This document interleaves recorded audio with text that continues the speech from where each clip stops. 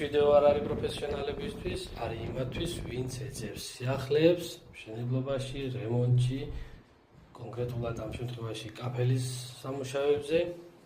მე არ ვესაუბრები იმ ადამიანებს, ვისაც ჩემი არ ესმის, ან უბრალოდ წყინს ჩემი საუბრები აქ, მე ვესაუბრები იმ ადამიანებს, ვისაც ესმით და აინტერესებთ ის რჩევები და რეკომენდაციები, რასაც ცოტა გამომხოში გავაცემ მე ჩემი ცოდნით და გამოსცემს საფუძველზე. ასევე ეძებს სიახლეებს, ვცდილობ ვისწავლოს ახალი საქმეები, ვისწავლო ის საიდუმლოებები, რაც ხელოსნებს მაიციან და შემდგომ ვცდილობ გავუზიარო ჩემ არხზე ეს ყველაფერი იმ ადამიანებს, ვისაც მართლაც უცბელად აინტერესებს. ეხლა ვისაუბროთ კონკრეტულად მოზაიკის გაკვრაზე, მსგავსი ტიპის მოზაიკის გაკვრაზე. აქ არ არის მარტივი გასაკეთებელი, არის შეიძლება თავისებურ სირთულეს, თუმცა თუ რაღაც მნიშვნელოვან დეტალებს გავითვალისწინებთ, ეს სირთულე იქნება მარტივად გადაწყვეტილი. პირველი, კედელი მაქსიმალურ დონეზე უნდა გასწორდეს, დაზომფარების დონეზე, ანუ დაშხურების დონეზე უნდა გასწორდეს კედელი. არ აქვს მნიშვნელობა ისი კედელი იქნება, ცემენტის თუ სხვა რამე მასის.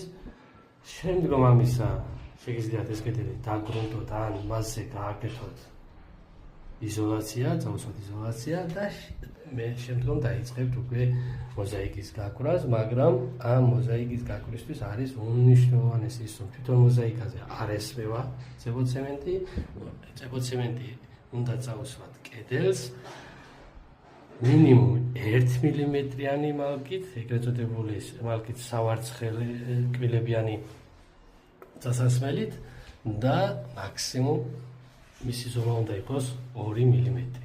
ამის შემდეგ ვიწყებთ გაკვრას და მასზე სწორ ზედაპირიანი აი ასეთი ხელსაწყოთი